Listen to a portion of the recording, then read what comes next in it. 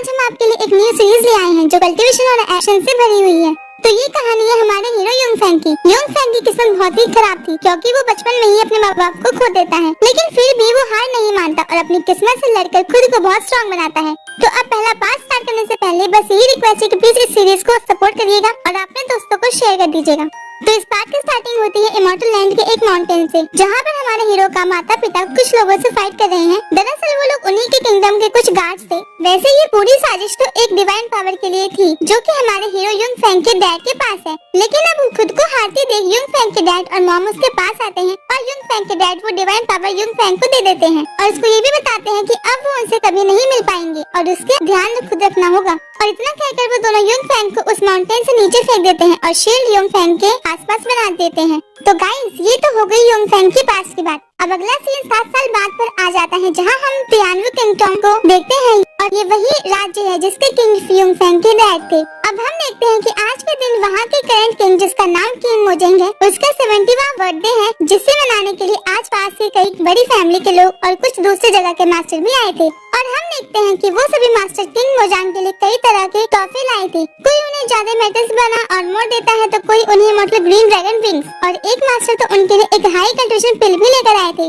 अब हम देखते हैं कि वहीं पर बैठे दो यंग एज मास्टर्स बात कर रहे थे कि जहाँ पर एक मास्टर दूसरे को बता रहा था कि किंग मोजेंग 7 साल पहले इस एम्पायर के इमॉर्टल पर्सन माने जाते थे और अभी 3 साल पहले की ही बात है जब उन्होंने हाफ युआनडन रिल्म को हासिल कर लिया और हाफ युआनडन रिल्म में पहुँचते ही वो यहाँ के हीरो माने जाने लगे। इसीलिए आज सभी सेक्स के मास्टर उनके 17th बर्थडे में आए हैं। अब उस लड़के की बात और भी लोग सुन रहे थे तो वहीं खड़ा एक मास्टर उन्हीं के किंगडम के एक एक्सपीरियंस एल्डर से पूछता है कि युआनडन रिल्म तो बहुत पावरफुल होती है, तो इसे पूरी तरह पा लेने के बाद कोई भी कल्टीवेटर कम से कम कितने कल्टीवेटर्स के बराबर होता होगा। तो इस पर वो एक्सपीरियंस एल्डर उसे बताता है कि कोई स्ट्रॉन्ग कल्टीवेटर आगे से उसे बतलाता है तो वो कम से कम 200 स्ट्रॉन्ग कल्टीवेटर के बराबर हो जाएगा। अब उसके बाद हम देखते हैं कि मास्टर किंग मोजेंग के लिए हजारों साल पुराना एक स्पिरिचुअल कल्टीवेटिंग वुड का टुकड़ा लेकर आए थे। अब उस वुड के टुकड़े को देखकर मोजांग सोचता है कि ये वुड के टुकड़े से सब वो आराम से युआनडन रिल्म को पार कर लेगा और युआनडन रिल्म के बाद तो हर तरफ उसका नाम ही नाम होगा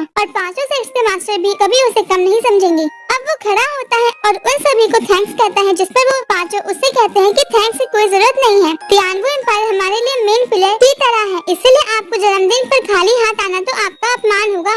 अब वो अंदर बात कर ही रही थी कि तभी सीन चेंज होता है और हम युंगफैंग को देखते हैं जो कि अब तियानवु किंगडम को एंट्रेंस गेट पर पहुंच चुका था। वैसे उसके एक लेडी और एक मंक भी थे। दरअसल ये दोनों उसके लिए मॉम डैड जैसे ही हैं, क्योंकि जब वो अपने मॉम डैड से दूर हो गया था तो उन दोनों ने ही उसके मॉम डैड की तरह उसका ख्याल रखा था। तो अब हम देखते हैं कि मिस्टर मोंग के पास एक कॉफिन था। दरअसल युंगफैंग वो कॉफिन को वहाँ किंग मोजांग को देने के लिए लाया था, क्योंकि युंगफैंग खुद बताता है कि मोजेंग ने 7 साल पहले कुछ बाहरी लोगों के साथ मिलकर युंगफैंग के मॉम डैड को मार दिया था और अब ये यहाँ का किंग बन चुका है।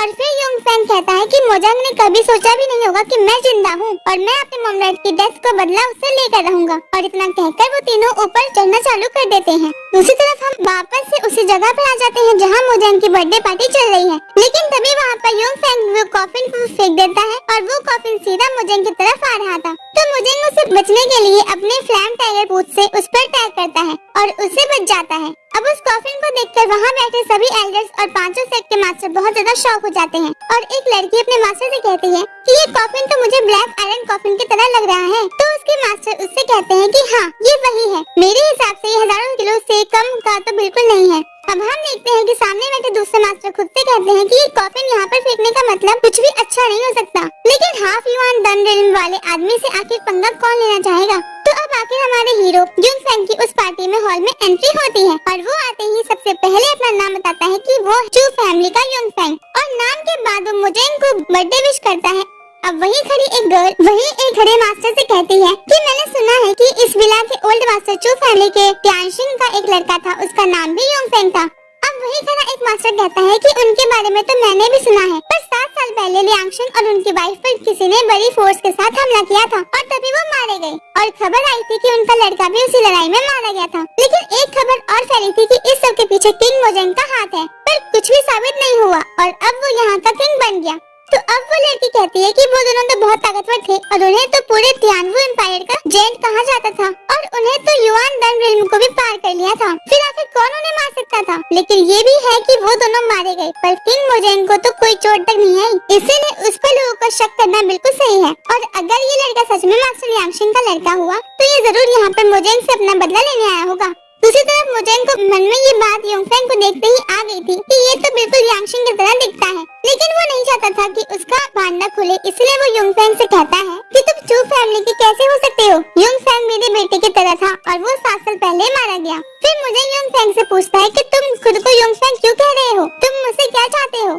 अब योंगफेंग कुछ कहे लेकिन उसके पहले ही एक मास्टर योंगफेंग की तरफ देखकर चिल्ला पड़ते हैं कि तुम्हारे मास्टर के बर्थडे पर ये कॉफिन लाने की हिम्मत कैसे हुई? क्या तुम्हें जरा भी डर नहीं लगता कि अब तुम्हारा क्या होगा? अब योंगफेंग उन दोनों से कहता है कि मैं चू फैमिली का योंगफेंग ही हूँ और इसका प्रूफ है ये नेम प्लेट, तुम खुद इस पर मेरा नाम देख सकते हो। अब मोजेंग कहता है कि इससे क्या साबित होता है? शायद ये तुम्हें कहीं बड़ा में ना गया होगा। अब योंगफेंग मुझसे कहता है कि ठीक है, नेम प्लेट पर तुम सबको भरोसा नहीं है, पर तुमने ताई शंकुआन के नाम तो सुना ही होगा ना।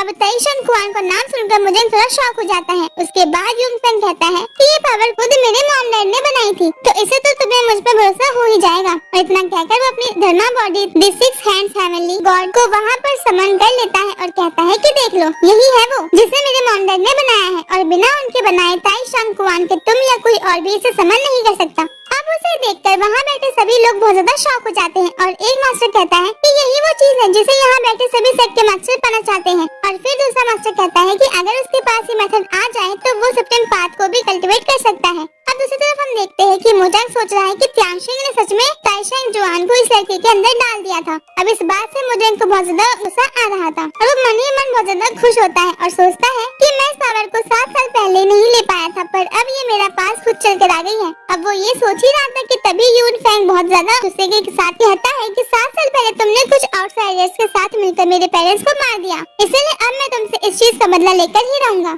लेकिन मोजांग कहता है कि तुम्हारे पास ओल्ड मास्टर की सीक्रेट टेक्निक भी है, इसका मतलब कहीं ये तो नहीं कि तुमने ही उन्हें मारा हो और ये पावर को छीन लिया हो और अब इसे लेकर हमें बेवकूफ बनाने आए हो। और इतना कहकर मोजांग योंगफेंग पर अटैक करने के लिए कुछ ब्लैक डेमोनिक गार्ड्स को बुलाते हैं, साथ ही अपने कुछ हाई लेवल गार्ड्स को भी बुला लेते हैं। अब हम देखते हैं कि वहाँ बैठे सभी सेट के मास्टर में से एक मास्टर कहता है कि ये लड़का मुझे देखने में बिल्कुल ओल्ड मास्टर त्यांगशिंग के जैसा लग रहा है और साथ ही साथ इसने अभी वो नेम प्लेट भी दिखाई थी और ये इस सीक्रेट टेक्निक को भी कर पा रहा है जिसे त्यांगशिंग ने बनाया था। मेरे हिसाब से यही त्यांगशिंग का लड़का है और शायद वो बात भी बिल्कुल सही थी कि किंग मोजेंग ने ही त्यांगशिंग को उनकी वाइफ को मारा है।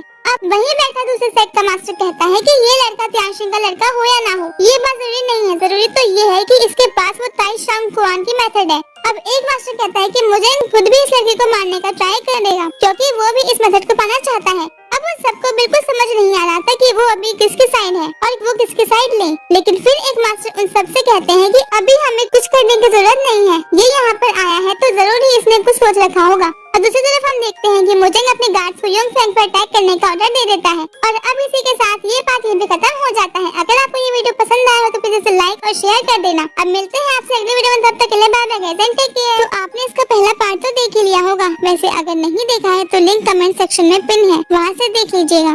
तो पिछली पार्ट में हमने देखा था कि योंगफेंग अब तियानवु एम्पायर में क्लाउड विला के अंदर मोजेंग से बदला लेने आ चुका है, जहाँ पर अभी मोजेंग की 70th बर्थडे पार्टी चल रही है। तो जैसा कि हमें पता है कि योंगफेंग ने 6 हैंड हेवनली गॉड मतलब कि उसकी धर्मा बॉडी को समन कर लिया है, सबको ये प्रूफ करने के लिए कि वही लियांगशिंग का लड़का है। तो अब मोजेंग को वो मेथड चाहिए जिससे योंगफेंग वो धर्मा बॉडी समन और कंट्रोल कर पा रहा है, इसलिए अब मोजेंग अपने गार्ड्स को ऑर्डर देता है कि वो योंगफेंग पर अटैक करे। तो अब वो सही ब्लैक डेमोनिक गार्ड्स मिलकर पावर से एक फॉर्मेशन बनाने लगते हैं जिससे वहाँ पर बहुत ही स्पिरिचुअल कलेक्ट होकर बहुत सारी चेन्स में कन्वर्ट हो जाती है।